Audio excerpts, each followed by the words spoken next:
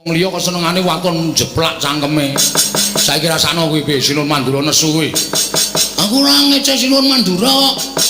Aku meng ngarani Sinuwun Darawati. Ning kowe ngerti ya Sinuwun Darawati iki adine Sinuwun Mandura.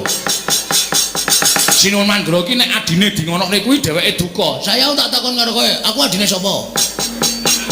Adikku. Ora nesu apa? Ora. Oh, telek iki. Pahit kowe iki ora sebaya mukti sebaya mati nek carane ngono kuwi.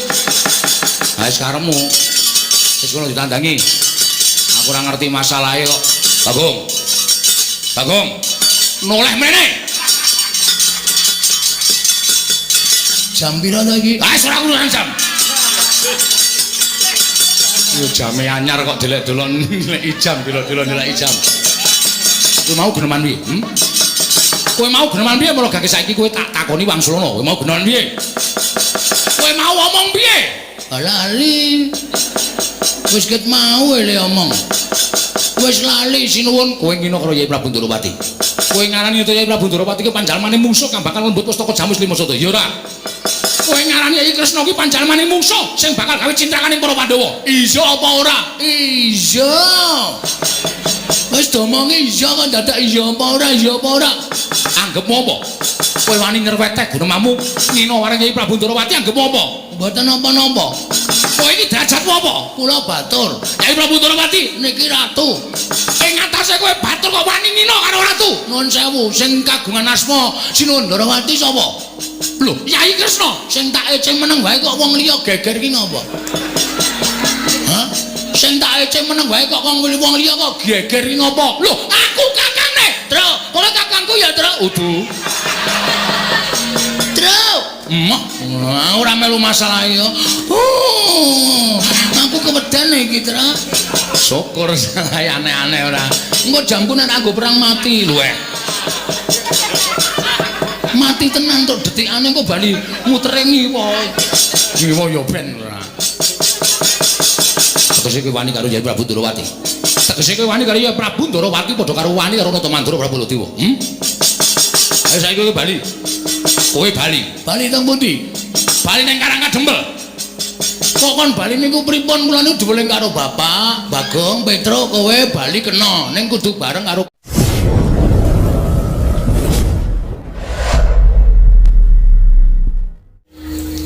menawi wonten duna dungkap kiranging tata krami kula nyuwun pangapunten. Petruk ngantung bolong ora dadi apa.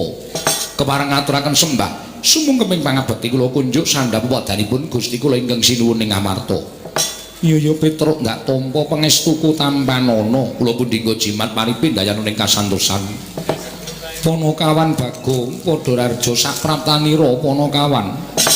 Berkawitnipun sinuwun Prabu Darma Kusuma tansah winanting kabagyan niring sambikala. Bekti kula kunjuk sinuwun. Iya Bagong. Lumrahe wong ngaturke bekti kuwi nganggo nyembah. Sira ming matur tok tanpa ngubahake asta. Ngopo Bagong? Ngopo ya Gong ngomong? Kok lemu mlaku miring-miring. Isine aku terus. Isin ngopo? Mbok jujur karo aku. Ora ngematke apa ora? Jamku anyar. Iya. Ning jame anyar kok. Le mlaku miring-miring. Aku ndak tok loke kowe iki nek aku ndek apa-apa senengane ngeloke. Wah, jam anyare kok le mlaku miring-miring. Abot. Lapis emas e. Waduh. Wong sak Bagong kok tuku jam lapis emas, tak gorong dina wis biru saiki. Lah tegese kuwi ora lapis emas ming krum-kruman. Jam pira saiki? Tengah loro. Lah. Kok wis lagi jam 10 kok tengah loro. Ngono aku tak blandangke. Oh. Ngono wis ngerti nggone atret. Jam kok atret ora. Ono kawan Bagong keladuk gecul ku marucul. Jame anyar. Nggih. Ya syukur yen to kowe ngabdi ning Amarta isih mipik-mipik Bagong.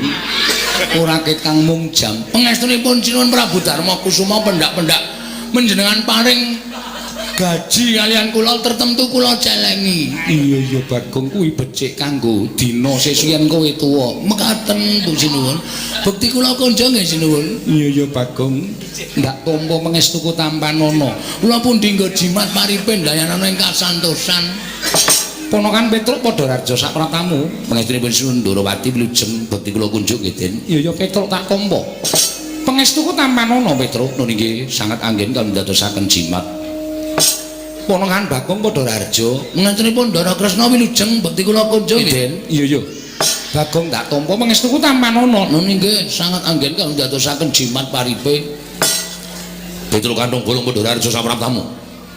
Sinuwun Mandura wilujeng bekti kula kunjuk. Ya tak tampa pangestuku Tampanono nun inggih sangat anggen kangge ndadosaken jimat.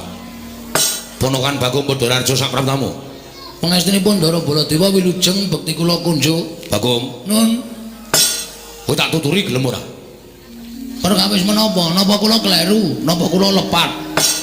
Yen kowe ora rumangsani kleru mestine kowe tak benakke gelem, jare kowe nyatane wong tuwa. Tur dasare kowe iki panakawaning para Pandhawa. Aja nganti sak tingkah lakumu gawe wiranging para Pandhawa. Cukup eneng negara Ngamarta, eneng Datul iki mau kang nembe wae kelakon. Nggih, perkara napa to? Yen ngadhep ana ngareping ratu kuwi nyembah laku dodok. Kowe tanpa nyembah, tanpa laku dodok, ratu tok jak salaman ki anggape ratu ki sanak kadangmu dhewe, kulawargamu dhewe napa piye? Walah, masalah niku to. Iya. Napa nyembah niku kudu napa? Lho, tudune kowe ngadhep karo ratu iku kudune nyembah. Lah nggih kula takon nyembah niku kudu napa? Nyembah niku ora kudu. Salaman niku ya memperlambangkan persahabatan. Kula niku kalih Sinuwun Prabu Darmakusuma niku wis kaya napa nggih panjenengane dadi Nalendra menika nuwun sewu. Kula jak salaman kowe mboten duka kok sampean sing wong liya kok duka-duka niku jane masalahe napa to? Aku ngandani karo kowe men ngerti tata krama. Kula niku wis tuwa ora usah dadak dinai tata krama, kula niku wis ngerti tata krama. Kula niku ya sekolah e. Kula niku ya lulus e. Lho. Kejar paket B. Ming lulus kejar paket B kok ngleleng ngono. Ora iki lho, iki lho Troyo ana wong salaman karo Nalendra. Wong sing dijak salaman wae ora nesu kok wong kono-kono nesu ki maksude piye aku takon. Wis. Wis. Ndak dadi masalah aku ora seneng. Pokoke kowe ngalah wae. Ngalah wae. Mumpung aku bendina bar belan lho iki. Iya. Bar belan apa? Jam. Isih jam. Boyo wis togong mesake. Kancane ora ngene-ngene terus saben mung potok sesisih. Ya wis nek ora kerep tak kandhani sakarmu, sak tingkah lakumu sakarmu. Nggih. Pun sampean mboten sah nyaruwe kula ora arep nyaruwe sampean. Wonten mawon beres kok. Ning aku ki kandhani karo kowe. Niki mangbok lek Sinuwun. Apa Bagong? Sampean tak jak salaman gerah penggale. Ora Bagong. Nah, rungokke. Wong sing kono wae ora gerah penggale, tenang-tenang wae kok wong kono-kono kok unggah-ungguh tata krama apa? Sinuwun Prabu Darmakusuma ki malah justru ratu sing pancen ngerti karo kawulane, dheke dijak salaman kawulane ora nesu, disembah ya ora nesu, kuwi ratu sik merakyat. Ora kudu ratu kok disembah kuwi ora kudu dheweke sadar nek dheke dadi ratu ki mbiyen sing nyoblos ya aku barang kuwi. Iya Bagong aku matur nuwun. Sami-sami sam. Mboten dados menapa Sinuwun? Iya Bagong. Koko Prabu nggih sampun wong perkara kaya ngono kok digawe perkara. Aku ki jane mingkun benerke. Ning kok malah aku sing diwejang karo Bagong. Lah wong Bagong menika nuwun sewu, piyayi wasis. Nadyan kados mekaten menika Bagong menika wong pinter, Bagong menika ora wong cubluk, ya mung pasuryane wae pancen rada kuciwa. Ning nek pikirane nuwun sewu menika lantip panggraitane. Ya Bagong ya ora patek. Kuwi apik dialem ora gelem elek dilokke moh ki angel lho wong kaya ngono kuwi. Petruk, nun. Selamat tekamu. Ndara Werkudara wilujeng Bagong. Nun. Selamat tekamu. Nggih. Wilujeng Ndara. Yo. Prayogakno. Nun inggih sampun boten kirang prayogi. Bagong prayogakno. Nun inggih sampun boten kirang prayogi. Petruk, wonten dawuh Sinuwun. Padha raja sapraptamu wilujeng dereng sambikala bekti kula kunjung nggih Den. Iya Petruk Bagong padha raja. Nggih Ndara. pun sawetawis mboten rawuh teng Karang Kadempel nyambangi para Panakawan. Iya.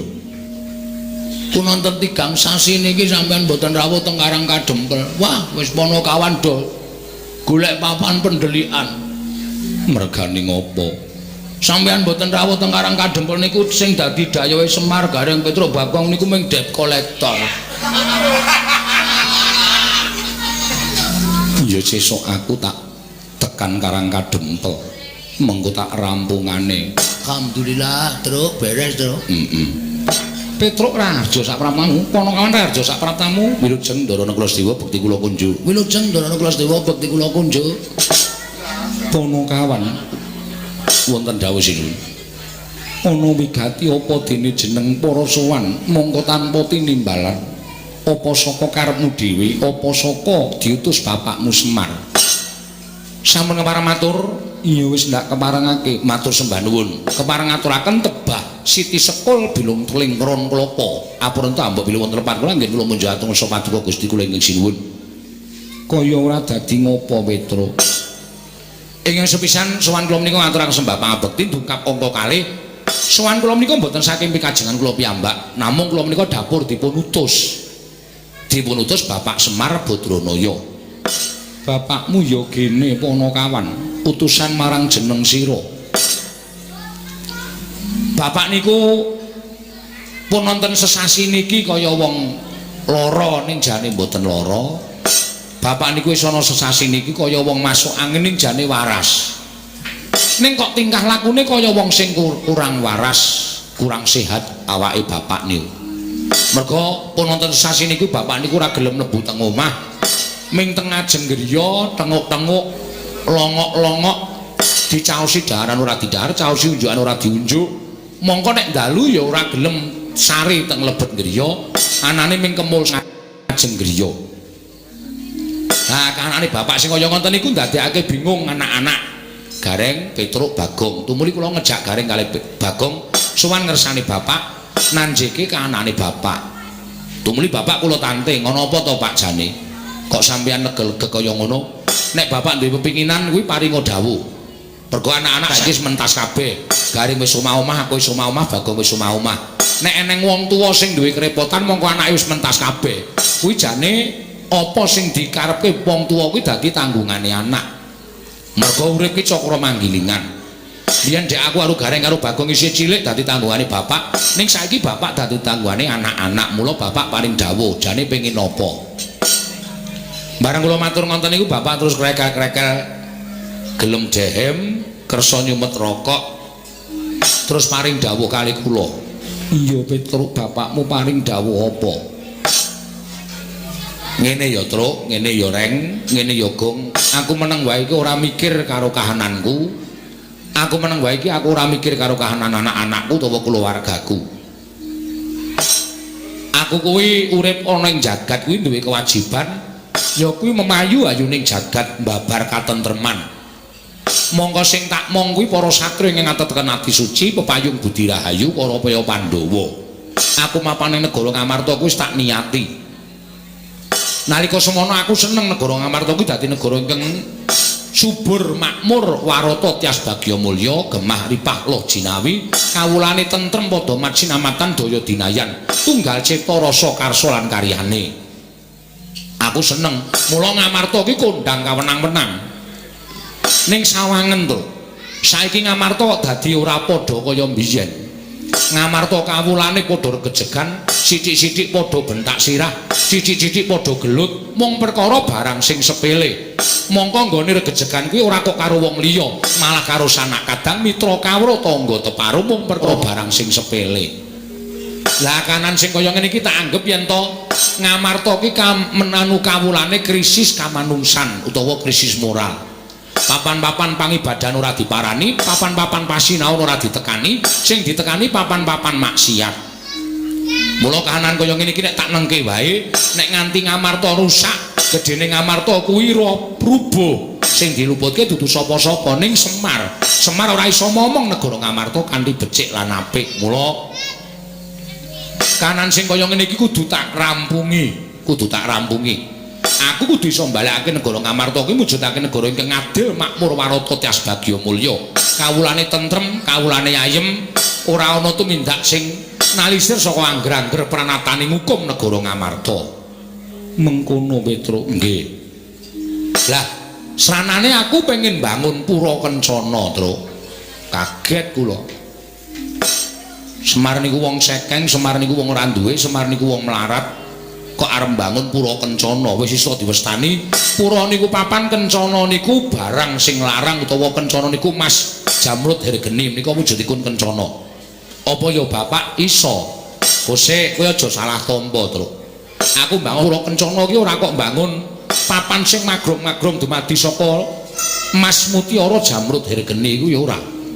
Nanging aku mbangun pura Kencana kuwi, pura kuwi papan, Kencana kuwi Mas. Papan sing ngembane uripe para kawula sak negara Ngamarta kuwi ayem, tentrem, rukun, manunggal tetunggalan, tunggal cipta rasa karsa lan karyane sumuyut marang Panggraing Sinuhun Prabu Darmakusuma. Gegayuhane bapakmu kuwi pancen bener, apik lan becik ngono nggih. Nanging aku tak taren karo dulurku papat cacahe, merga Pandhawa kuwi 5, ora ming Puntadewa pribadi. Wah nggih monggo mriku langkung prayogi. Mereka ingin dipun pestani musyawarah menika ngaten menika.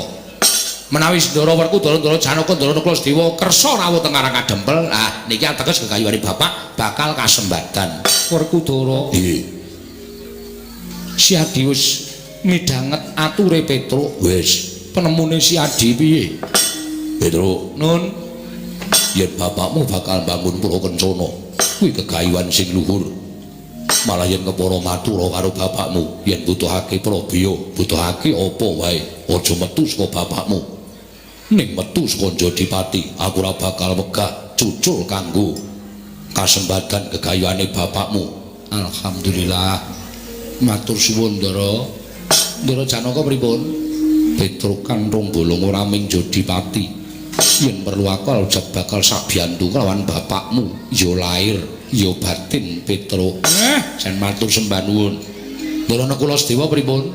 Petro kantong bolong aja kuwatir. Yen pancen ragat saka Jodipati lan Madukara isih kurang, yen perlu sawu jajar kasatriyanku digadhekke dhisik ora apa-apa. Kanggo ragat bapakmu Petro.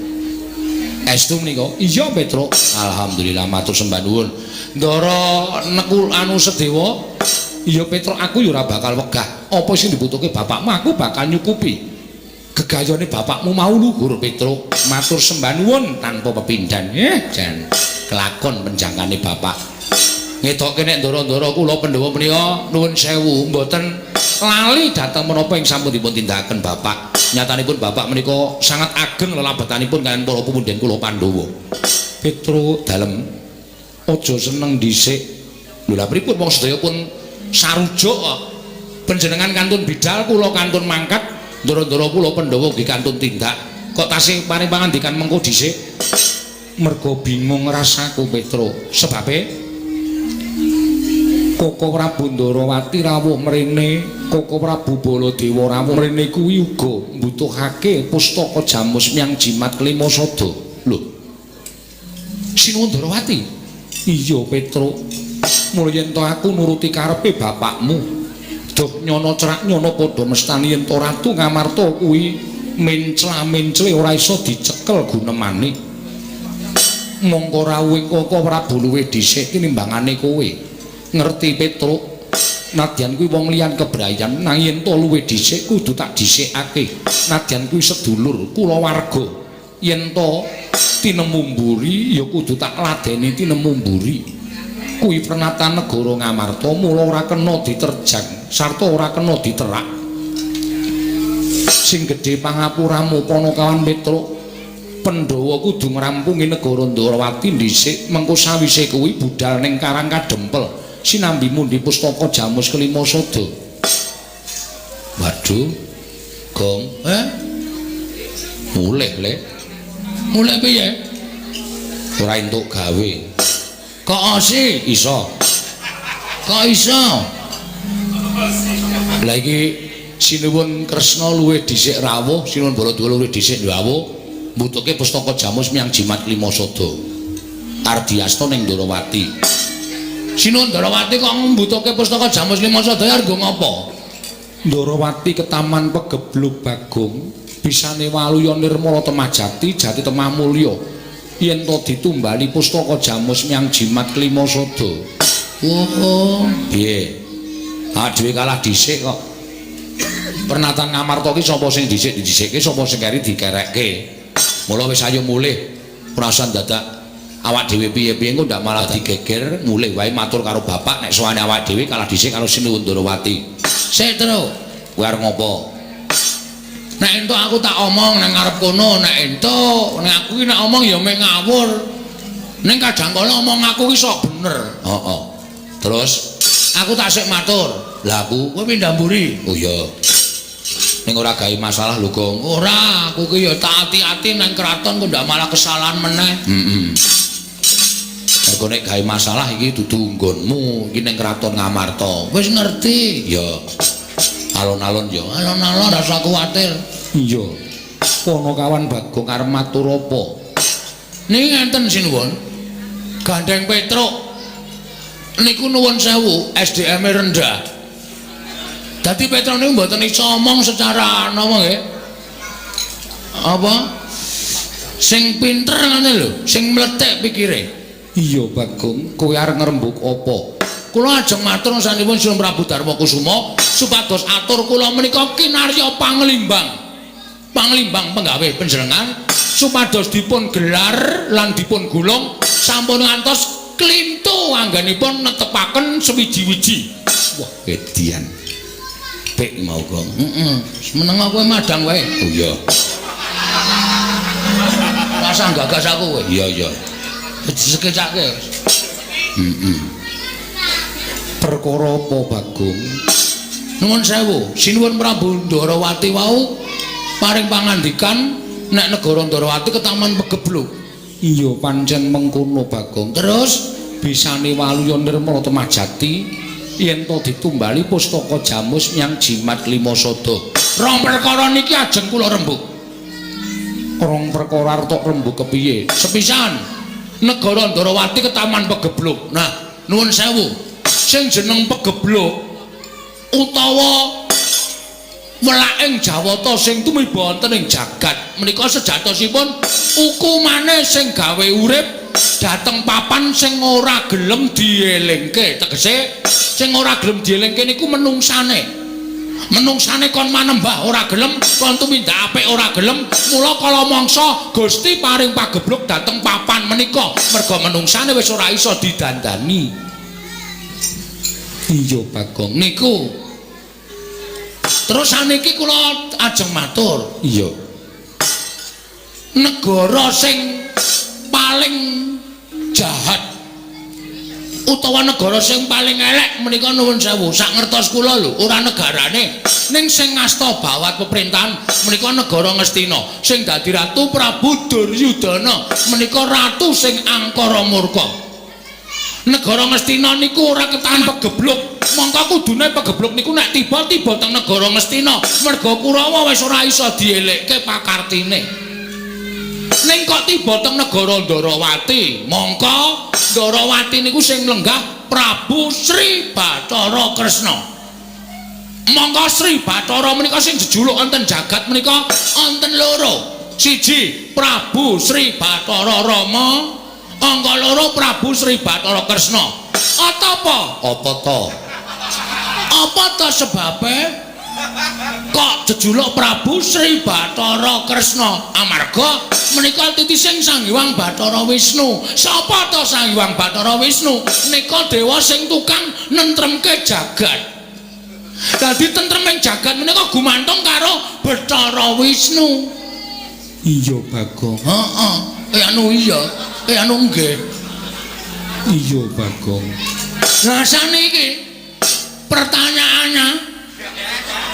pertanyaannya kuwi apa? Oh iya iki wayang ndeng lali aku. Aku kaya ning balik RK e, Truk. Balik RK ora ana wis ilang suwe kok. Pedukuhan. Heeh. Kaya menehi penyuluhan Pok Giat. Ha iya. Pok Giat. Pitakonane mboten sanes kejawi namung nuwun sewu.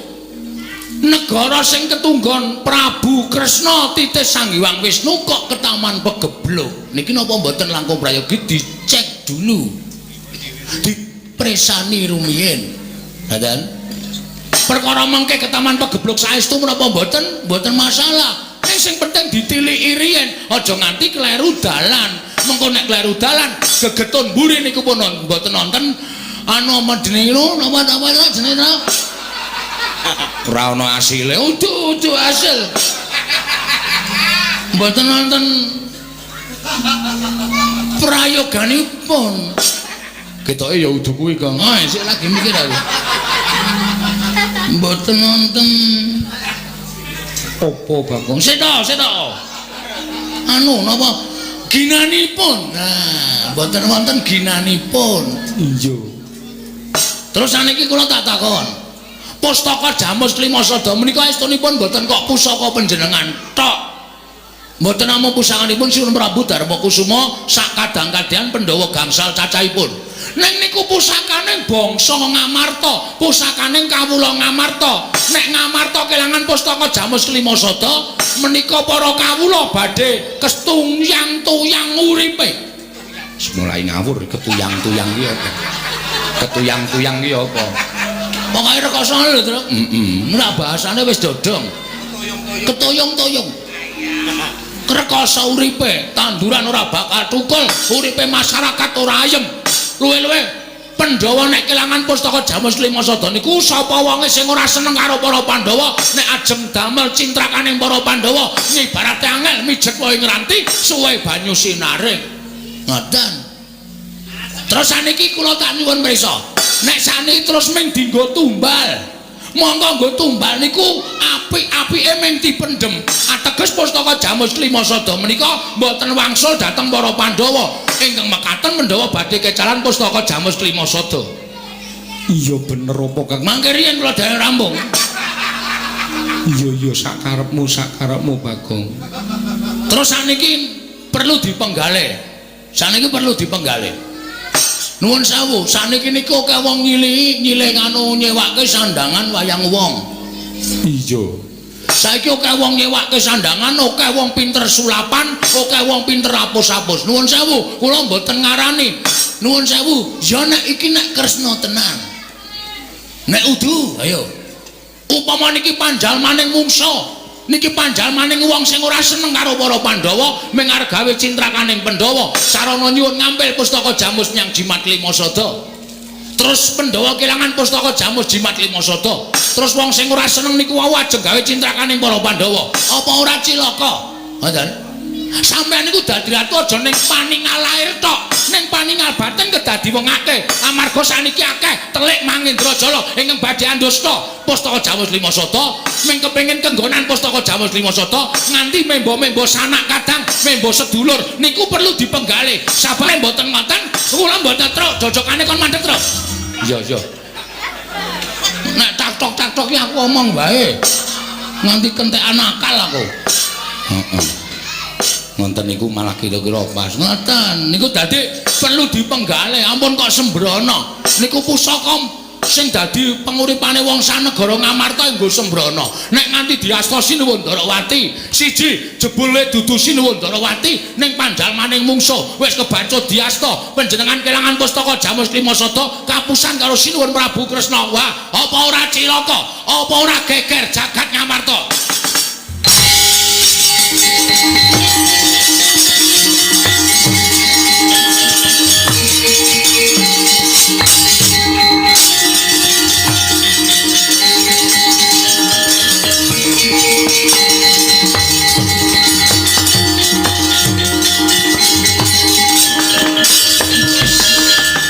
Maning jajalan iblis lan Sukertaning Bawana. Wah, derajate ping batur kok drangap-drangap nerweteh kaya bedhek sing mundhep pategalan Drewi grojogan sampe. Bagong. Ponokan Bagong. Biar kowe ora senengane gawe masalah saiki pikiran nek ngono iki. Truk. Kene truk gentenan nggon. Mau ndang arep saiki arep njaluk iki ana masalahe. masalah rampunge kowe iki nek omong celkap-celkop, nek omong ora gagas natoni atine wong liya kok senengane wakon jeplak cangkeme. Saiki rasakno kowe piye Sinun Mandura nesu kowe. Aku ora ngece Sinun Mandura kok. Aku meng ngarani Sinun Darawati. Ning kowe ngerti ya Sinun Darawati iki adine Sinun Mandura. Sinun Mandura ki nek adine dingonokne kuwi dheweke duka. Saya tak takon karo kowe, aku adine sapa? Adikku. Ora nesu apa? Ora. Oh, telek iki. Pahit kowe iki ora sebaya mukti sebaya mati nek carane ngono kuwi. Ha wis karepmu. Wis kono ditandangi. Aku ora ngerti masalahe kok. Bagong. Bagong. Noleh mrene. Jam pira ta iki? Ah, ora urusan jam. Yo jame anyar kok delek-delon nilai jam, delok-delok nilai jam. Kowe mau geneman piye? Kowe mau geneman piye mulo gak saiki kowe tak takoni wangsulana. Kowe mau geneman piye? Kowe mau omong piye? Lali. Wis ket mau ele omong. Wis lali sinuwun kowe ngino karo Yai Prabu Ndarawati. Kowe ngarani to Yai Prabu Ndarawati ki panjalmane mungsuh kang bakal lembut pustaka Jamus Limasada. Ya ora. Kowe ngarani Yai Kresna ki panjalmane mungsuh sing bakal gawe cintrakaning para Pandhawa. Iya apa ora? Iya. Wis domonge iya kan dadak iya apa ora? Iya apa ora? Anggepmu apa? Kowe wani nyerweteh gunemamu ngino wareng Yai Prabu Ndarawati anggepmu apa? Mboten napa-napa. Kowe iki derajatmu apa? Kula batur. Yai Prabu Ndarawati niki ratu. Ing atase kowe batur kok wani nino karo ratu. Nuwun sewu, sing kagungan asma Sinun Ndarawati sapa? Lho, Yai Kresna. Sing tak eceng meneng wae kok wong liya geger ki napa? Hah? Sing tak eceng meneng wae kok wong liya kok geger ki ngapa? Lho, aku kakangne. Tru, kowe kakangku ya, Tru. Udu. Tru. Emak, ora melu masalah ya. Aku kewedan iki, Tru. Syukur saya aneh-aneh ora. Engko jamku nek anggo perang mati lho. Mati tenan tok detikane kok bali mutere ngiwa. Ngiwa ya ben ora. Tegese kowe wani karo Yai Prabu Ndarawati. Tegese kowe wani karo Yai Prabu Ndarawati padha karo wani karo Natamandura Prabu Baladewa. Ayo saiki kowe bali. Kowe bali. Bali teng pundi? Bali ning Karangkadempel. Kok kon bali niku pripun kula niku diweling karo Bapak, Bagong, Petro kowe bali kena ning kudu bareng karo Pandhawa 5 cacahe. Mundi pustaka Jamus miang jimat kelima sada. Tegese kuwi wangkal. Mboten wangkal. Ning mengkere bali, tegese kuwi wangkal. Asal terserah. Sampeyan ajeng ngarani napa monggo mawon sing penting kula mboten ajeng wani karo sampean. Ning kowe wis wani karo aku sarana kowe ngunek-unek kaya Prabu Ndarawati. Kowe nguman-uman karo Prabu Ndarawati. Kuwi natoni atine Baladewa. Yen kowe wani karo Baladewa tegese kowe wis wani mati. Yen kowe wani karo Baladewa tegese kowe wis wani mati. Aku ora bakal apa yen to menjabut nyawamu yen pancen kowe suwijining abdi wong ora bekti karo Bendoro. Truk, nyawa lho, Truk. Dur. Matur nuwun ya, Mas. Dapure. Lawan, jangan takut. Is tenang wae. Somong ra iso ngrampungi. Jam berapa iki? Jawa tak tenan lho, Kong. Ora ngisu-ngisu ngarep omong. Merek apa kuwi? Cross. Wo. Nek ketan 1000 ngono. Pamerke sing penting klip-klip. Sing penting klip-klip. Ana mutiara kudu mutiara kuwi meng imitasi, Petro. Nun. Aku butuh karo Bagong. Bagong adik kula. Nun sewu. Nek perkara sampean belani karo rayine, kula yo belani karo adik kula.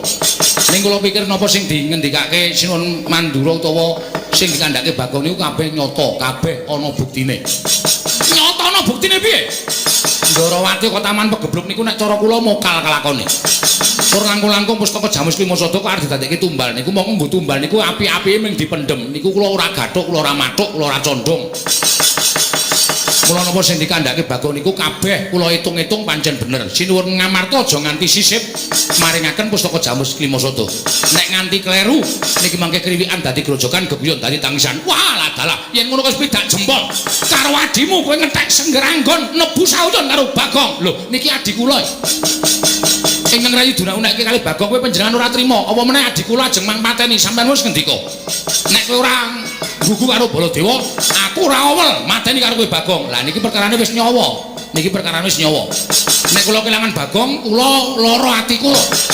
Kula ora duwe kanca dienggo gara-gara ya, Gong. Heeh. Rumangsane anggepe apa? Nyawa enggo dolanan. HP we mati do bingung golek ces. Apa? Ces. Ces ora. Oh jenenge Tru? Mbok ora ngerti aku ora. Engko kandhani ya Tru. Heeh, engko nek bar perang. Ngoten niku. Mula saiki kowe bali yo. Bali pripun?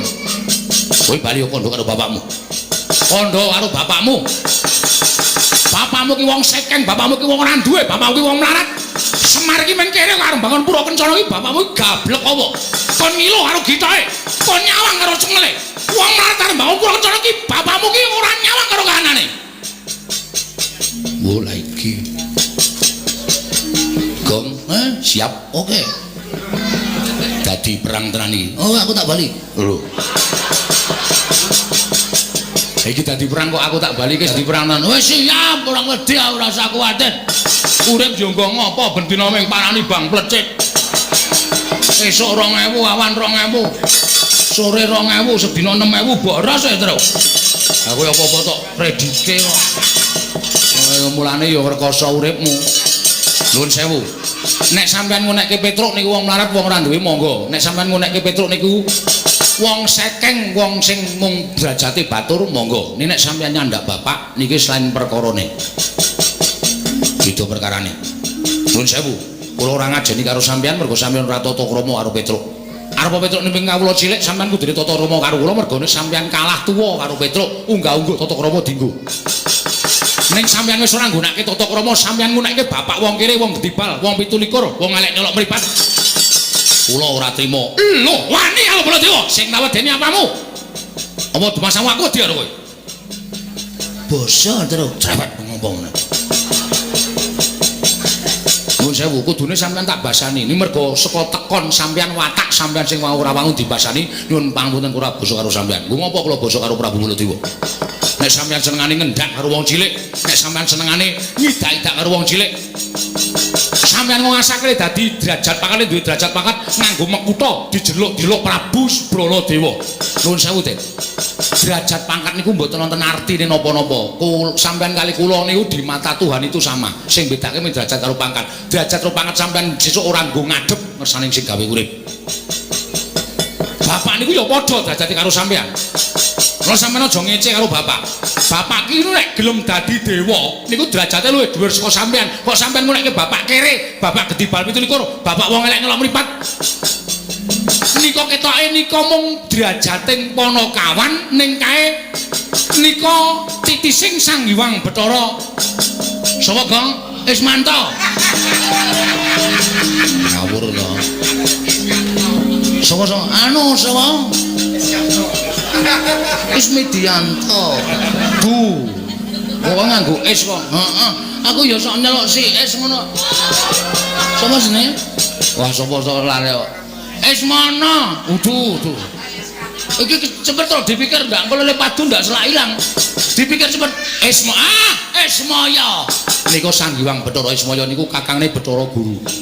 Nika nek gelem urip teng kayangan niku pangkate luwih saka sampean, derajate luwih saka sampean. Kok sampean iso ngunekke Semar wong kere, wong gedibal 17, wong elek nyelok mripat saka ndi? Saniki kula tak takon karo sampean. Sampean sadurunge dadi ratu niku uripe teng pundi? Sampeyan sadurunge dadi ratu niku uripe teng pundi? Sampeyan dititipke Demang Sagopa teng Widara Kandhang. Biyen upama Demang Sagopa niku bloko, Kakrasana enten teng Widara Kandhang, sampeyan pun mati dirajang-rajang karo Kangsa. Bareng sampeyan saniki urip dadi ratu kok karo kawula cilik kok ngidak-idak. Kok semangkean kok. Terus. mulai pucet wong itu. Terus wae suarane terus nek kowe iso menang wah gleleng lho terus. Iya, santai wae kok. Aja santai. Sing tenanan kok santai. Ha iya maksude iki alon-alonan wae yo. Kok tak takon. Saniki mang genahke pripun? Ajeng pripun kula manut? Petro nek wis kaya ngene, wis ora wedi apa-apa. Kula agal ya wani alus, ya wani padang, ya wani petengane, ya wani iblis lanat. Mboten iblis niku tenan. Tak gawe saya mboro. Tak gawe saya mboro. Sapa sing cilik gedene sangkul kadetane mboro menang boyong pustaka jamus miang jimat lima soto. Napa? Sapa sing cilik gedene iso ngukuli kadetane Baladewa mboyong pustaka jamus miang jimat lima soto. Piye, Gong? Sakuwi. Rasa suwate saya mboro perang ya saguwe wis to ora masalah engko sing maju kowe piye wani ora aku rada tratapan nek wedi ora nek wani kok wani karo sinuwun sampean menawa pripun tak gawe saya mboro perang sapa sing cilik gedene iso kuwi kaditaning Baladewa wenang kaya pustaka jamus lima soto oke semono uga aku sampean boyong pustaka jamus kelima soto manglangkai batange Petro we iya gelem ora moh kok aku ora aku mung tak omongke ben kowe cepet mati ndasmu ora cepet mati dudu nang kene papane moneter kadhe medal Jawi kula dereke ndara medal Jawi yo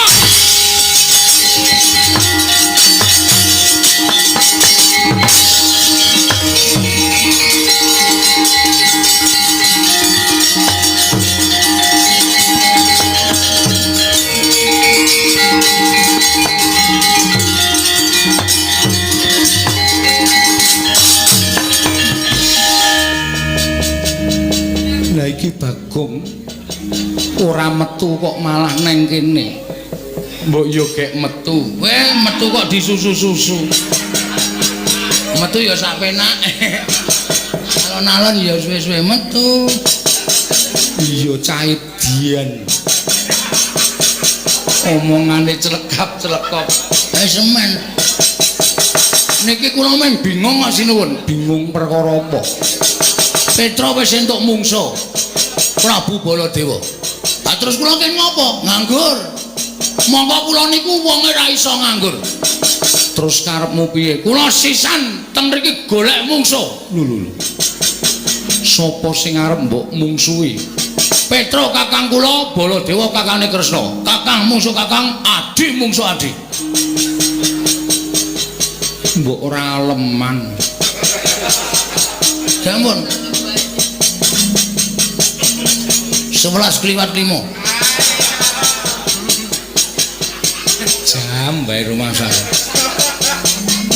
Koko Prabu wonten dawuh Bagong nantang kalian Koko Prabu lho Bagong non kowe nantang aku apa piye nek sampean selo ora ana acara oke lho nek pancen nantang karo aku ayo mingo ndene madhep rene aja madhep rono oh siap padake wong loro saudon telu saurupan tak pikir-pikir tok sumbering perkara niku saka sampean lho kok aku ngopo sampean nek ora negarane ketaman pegeblok tangayamun nyilih pustaka jamus lima soto kenapa geblok ora kuwi dudu kuwasaning Kresna kuwi paring sing gawe jagat mula aku ora duwe kuwasa nolak kalon pegeblok mau Bagong wis pokoke kula ngluputke sampean nek ana apa-apa Petruk nganti cilik lara gedhe tekaning pati ora ana wong sing tak incer selawane urip ana ing jagat kejaba mung Ratu Ndarawati lah yen kowe arep ngincer karo Ratu Ndarawati saiki sisan dirampungi oke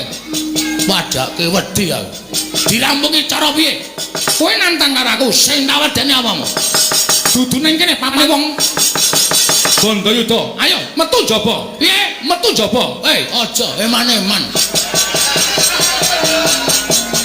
metu jaba eman-eman rugi le rekoso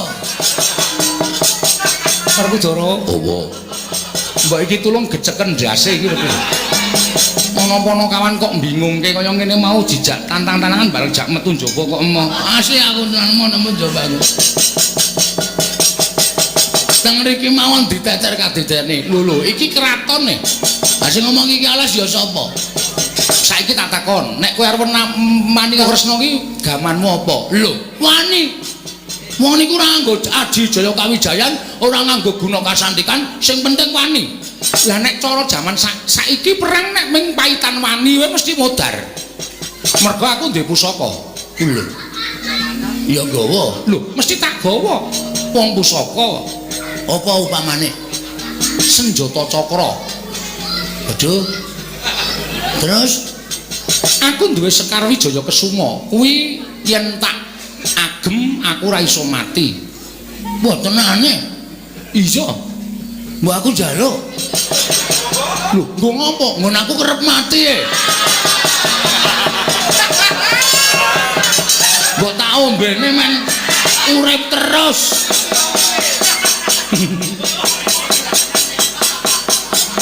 Kowe iki wong edan wong iki pusaka kok padake pil. Kowe berarti sampean sok tuku. Kok paham? Wis ora caturan. Gah karo kowe. Sono metu kono. Nggih, nyuwun ngapunten men guyon sinuwun. Iya, aku ya ngerti watakmu kok nggih. Pun sinuwun kula tak nyuwun pamit nggih sinuwun. Iya Bagong sing ati-ati. Nune nggih. Kula tak medal jawi tak ngelekke Petro kok wani karo Prabu Baladewa mungkin ndak kualat. Iya Bagong sing ati-ati. Sampun nyuwun pamit. Surtiti ati-ati duga-duga digawa Bagong. Nune nggih, kula tiyang sepuh mboten sadelingke.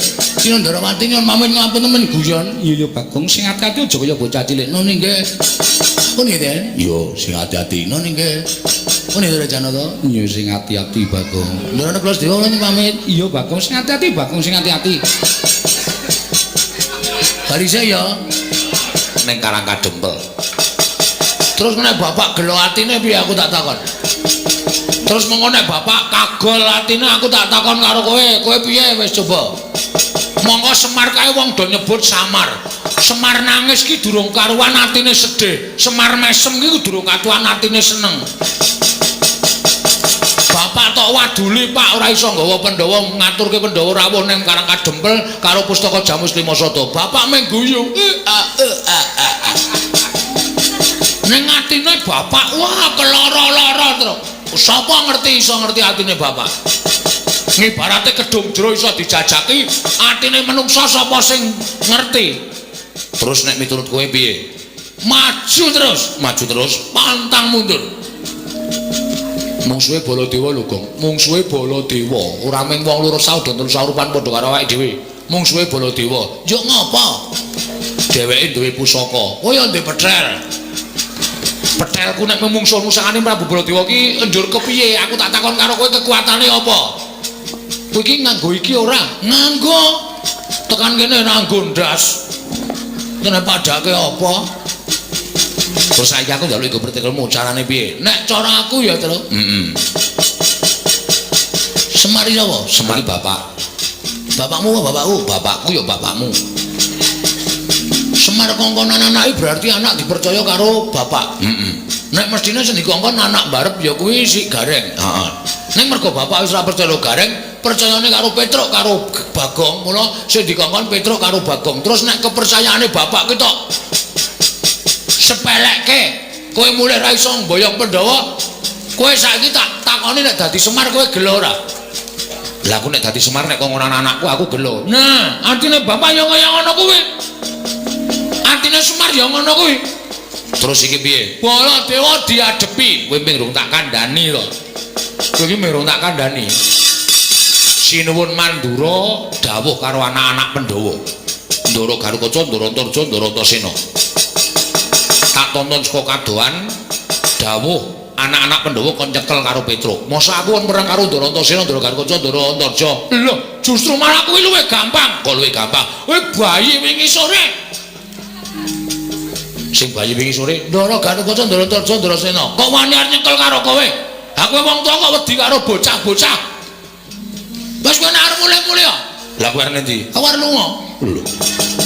Ora methuke putra-putra Pandhawa. Lah kowe ya ora methuke kok, masa kon methuke dhewe? Mati wong loro, mukti wong loro, Tru. Oh iya, wis niat tenan iki. Niat tenan. Pokoke nek sing tekan kene sapa wae arep nyekel karo kowe, arep nyikara karo kowe, arep merangket karo kowe diwanani. Kowe iki menungsa udu kewan. Oh iya, iya. Ngono kok jireh ora. Lah kowe, lho aku ngene kowe wani, aku ya wani. Nek aku wedi, aku ya wedi. Wong ora tau duwe pendirian to kowe. Aku wis kelangan pendirian kok.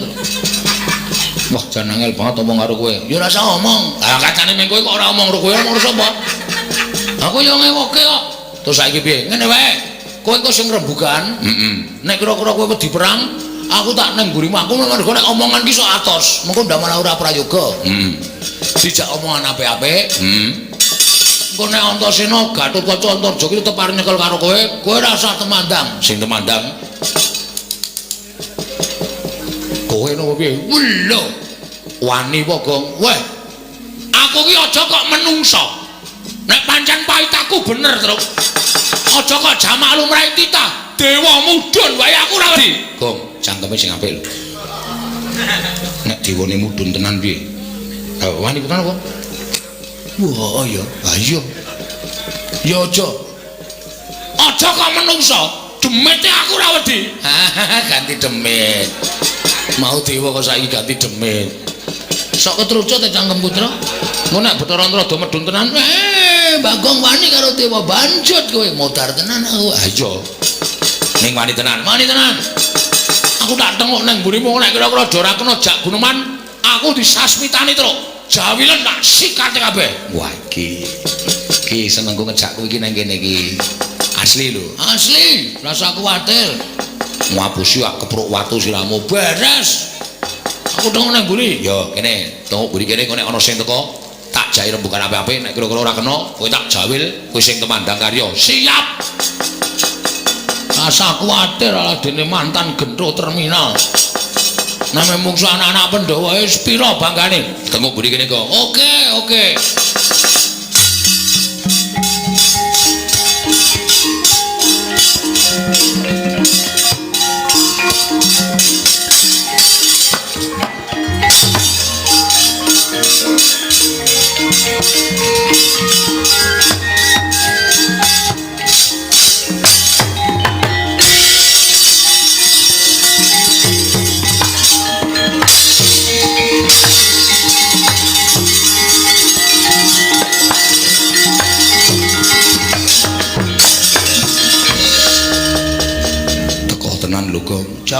Jaman aku tak udut sih. Iya. Antasena kecil. Iya. Ora usah sumbar sik to sing dadi nyatane sik. Ora usah kuwatir, santai wae pokoke. Atimu digawe tentrem omongan sing apik, nek kono ora iso jak omongan sing apik-apik langsung aku tok jawe lak sikate saka kene. Iya. Ngomong apa Bagong? Takoke, Gong. Aja bloko lho. Iya. Tak omong kene arep ndepak ndoro Antasena. Tak kepruk watu ndasmu lho terus wae. Engko nek wis gelut wae. Oh iya. Mboten omong napa-napa. Ndoro Antasena ngaturaken bekti nggih, Den. Ya tatomba to pangestuku tamarana ya. Niki sangat anggen kawula ndadosaken jimat. Ora wong mriki ajeng napa? Kowe tak takoni jujur karo aku ya, Truk, nggih. Kowe wani karo Siwa Mandura ya. Nun, kowe wani karo Siwa Mandura. Lho nggih. Nganti Siwa Mandura nganake sayembara perang. Bener apa ora? Leres. Kowe arep mleboni sayembara perang tegese kowe wani karo Siwa Mandura. Nggih. Nek ngono bener ngendikaning Siwa Mandura. Kene ulungno tanganmu tak bondo, tanganmu tak krincung sikilmu Petruk. Kowe abdi sing ora manut karo pernataning negara Ngamarta. Manut tak lebokke Pakunjaran. Lho, kula ajeng lebokke Pakunjaran. Yo. Ora mung kowe, ning kowe sak bagonge tak lebokke Pakunjaran. Gong, ayo, Gong. Gong. Sik, wetengku lara Hendra. Lara kenapa? Mbah iki kok mak cenut ngono. Aduh, tekan kula ngati Hendra. Ah terus piye? Ngaso sik, nganu tak ngaso dijak omongan ya. Iya. Tak ngaso sik engko nek mari tak sikate. Oh iya, ha pirang dina? Emang sedhela. Oh iya. Tak olesane minyak solar gampang kok solar. Duh. Bagong menapa? Mboten ngerti. Ora weteng. Ora weteng kok dadakan ora mangan apa-apa kok lara weteng. Nggih niki anak kula niku seneng dadakan. Nuwun sewu, Den. Nek sampean arep mbondo kula, monggo, kula ora apa-apa. Ning nuwun sewu. Panjenengan nampa lapurane Sinuwun Mandura, ning kudune sampean niku nek kepengin adil ya nampa pelapurane Petruk. Kedadiane kaya ngapa? Kok nganti Petruk nganti geger karo Sinuwun Mandura. Lah kedadiane piye? Sampean purun nampi, aku gelem nampa. Alhamdulillah. Nek ngoten kula tak jujur karo sampean. Kula wani Sinuwun Prabu Mandura niku mboten kok perkara kula niku wani, ning kula mbelani karo bapak. Bapak utusan karo Petruk karo Bagong teng negara Ngamarta.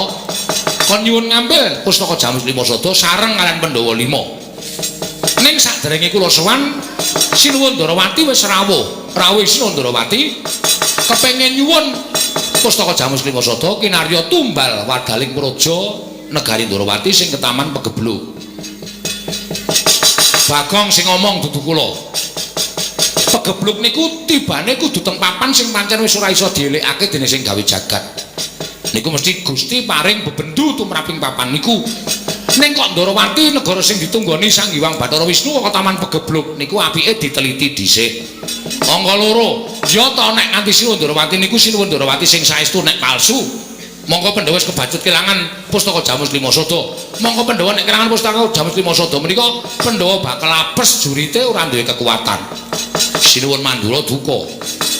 Petruk kantong bolong karo Bagong menungsa tatanan dapure kaya ngono wengkina karo Yai Prabu Ndarawati. Ngoten niku persis. Terus kula ya omong, kula ora ngina, kula niku ping Bagong niku ping jlentrehke terus dasare omongane Bagong niku bener. Petruk, bali yo. Lah kula bali kan ngopo? Kandha karo bapakmu. Bapakmu wong sekeng, bapakmu wong ora duwe, bapakmu wong melarat kon ngilo karo cengele. Semar ki kere arep bangun pura kencana ki sing nggo ragat apa? Gablek apa? Ngono kuwi persis. Terus kula muntap. Lah bapak kula niku lho, bapak kula Semar niku nek DC karo wong kula niku muntap, asli kula ora gawe-gawe. Aja kok DC karo wong, bapak kula niku mlaku juga kirik-kirike tak beleh. Niku saking tresna kula karo bapak. Bapak denake kaya ngono kula nesu. Ayo saniki sampeyan ana wis geger ngoten nika, ora usah kula critake sing ado-ado. Terus dheweke saya mbok sapa sing cilik gedene sing nguri adikane Baladewa. Menang bayang pustaka Jamus Miang Jimat Lima Sada. Petro ditantang. Oke, medal Jawi. Bareng metu njaba. Dadi kowe lewani karo Siwa Mandura ki belani bapakmu. Heeh. Anu iya. Anu nggih. Nek ngono tak pikir-pikir tak pitung-pitung bener kowe mbangane Siwa Mandura, Truk. Ah, kene iso menggalih. Serada penake wetengku, Truk. Mari. Ngentut matus. Langsung aman wetengku. Ya syukur. Alhamdulillah Ndara Antasena gelem nampa kok. Wah, ya syukur. Piye? Didupak saiki kok aja wis. Gayamu arang wis kabeh wis rampung kok lagi omong senengane ra. Ning kowe aja seneng-seneng, Truk. Sebabe sing goleki kowe ora mung aku, nek aku wis ora jak rembugan. Sing goleki kowe Kakang Garukaca. Lho. Ndara Garukaca? Iya. Nek kae mesti ora iso jak rembugan, kowe mesti diajar. Waduh, mati aku. Duh kok migren ya aku, Truk. Kok ngono pecandase ngono. Wong anggere ana masalah kok migren wetenge lara, ndi sing boyoke kumat, ndi sing kencing batu. Ah, leman. Senengane. Nek tentrem waras nek ana masalah gering menungso apa? Sehat ora? Sehat. Wis ora arep lara. Ah ngono, apa kowe dihadapi wong loro. Lah terus kula kepripun? Kowe tak jaluk aja wani karo Kakang Garukaca ya Truk, menggono lemu dadi abdi. Lah nek kula niku diajar napa kula ora arep bales? Kowe aja kuwatir. Nek kowe diajar tak belani. Carane nek kowe loro tak tambani, nek kula mati tak uripke. Nganggo napa? Nganggo sungutku iki. Iki tak peres. Iso nggo nambani wong loro uripke wong mati. Anu wae Truk kon netel wae. Bangane wirawiri iki tok buntel plastik tok gawa malah kowe digdaya. Pripun ditetel mawon bumbule atos sapa sing aku netel? Niki. Ora aku mengigo kok. Aku menganu kok jenenge inisiatif kok ora karo kon netel Petro senengane ora. Lah nggih derek mawon. Ya ngono ya. Nggih, ning aja males nek apa-apake. Nggih, manut wis pokoke totoh raga tak totohke. Wis ngono wae. Nggih. Lah sampeyan ajeng tak pundi? Aku tak ambles bumi. Sik. Sampeyan ambles bumi kula le nyeluk pripun? Selak modar. Sampeyan ra jedul. Bagon kon ngejruk bumi ping 3. Aku metu. Gong, ngejruk bumi ping 3 ndoro sing metu. Nek aku bahaya. Oke. Ngono wae ya, Truk. Nggih, wis kanthi ya jer basuki muga-muga slamet. Nggih.